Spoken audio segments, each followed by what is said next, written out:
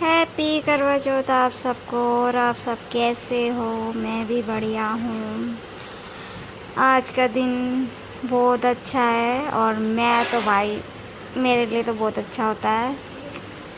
मैं सज के रेडी हो गई हूँ। रेडी होने के बाद मैंने कथा सुनने के लिए बैठ गई थी, मैं, मम्मी और मौसी, मेरी मौसी सास। फिर इसके बाद हम कथा वथा सुनने के बाद हम लोग ऊपर सूर्य देवता को जल चढ़ाने गए।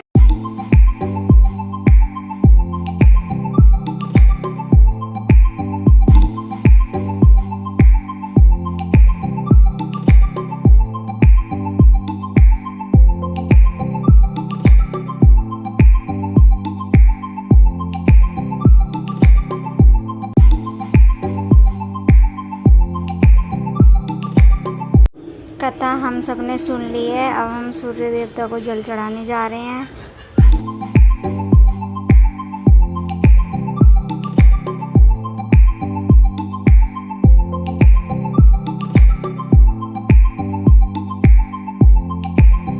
मम्मी ने जल चढ़ाते समय बोला कि अपनी साड़ी ऊपर कर लो, भीग जाएगी।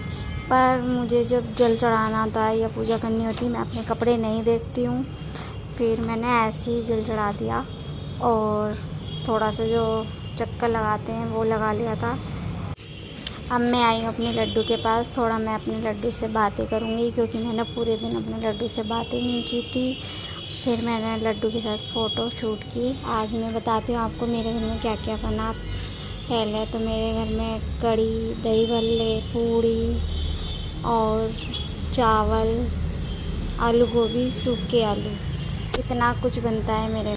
अब हो गई है शाम। अब हम अपनी शाम की पूजा करेंगे। मम्मी ने बोला कि जल्दी रेडी हो जाओ क्योंकि लहंगा इतना हैवी था, मैं जल्दी रेडी नहीं हो पा रही थी। फिर बाद में जल्दी ऐसे पिन अप किया। फिर बाद मम्मी ने कहा जल्दी आ जाओ, चाँद निकल गया है, पूजा करनी है।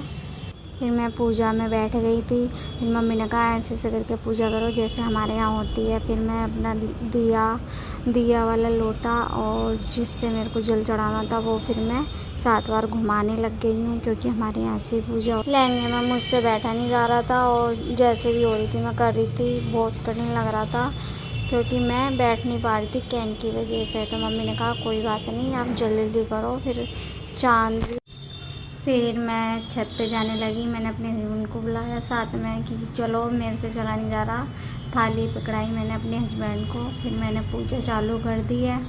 पूजा चालू करने के बाद जैसे जैसे हमारे यहाँ पर होता है पहले मैंने वैसे किया। उसके बाद मैंने अपने पति को छन्नी में देखा। मम्मी मुझे समझा रही थी कि ऐसे ऐसे करना है और मुझे ना साल भर में फिर जल्दी से समझ में नहीं आती, मैं भूल जाती हूँ। उसके बाद मम्मी ने कहा नहीं नहीं ऐसे करना है, पहले चावल और ये क्या बोलते हैं रोली और फूल वगैरह चंद्रमा को चढ़ाना है, मीठा वगैरह। मैंने कहा अच्छा। फिर मैं चांदी की रिंग लेके अर्घ देने लगी हूँ तिल्ली के साथ में। मेरे हस्बैंड मेरी तरफ देख के हंस रहे थे कि तुम्हें कुछ पता नहीं है, हर बार तो आप पूजा करते हो। मैंने कहा मैं भूल गई थी। पूजा ना इधर की मेरे ससुराल की तरफ ही कठिन है क्योंकि मेरी मायके की तरफ इतना कुछ होता नहीं है ना, इसलिए मैं ना थोड़ा कंफ्यूज हो जाती हूँ कि कैसे करनी है कैसे नहीं। लेकिन मम्मी साथ में होती है ना, सासू मम्मी, तो मुझे सब कुछ बताती रहती हैं तो मैं टेंशन फ्री हो जाती हूँ।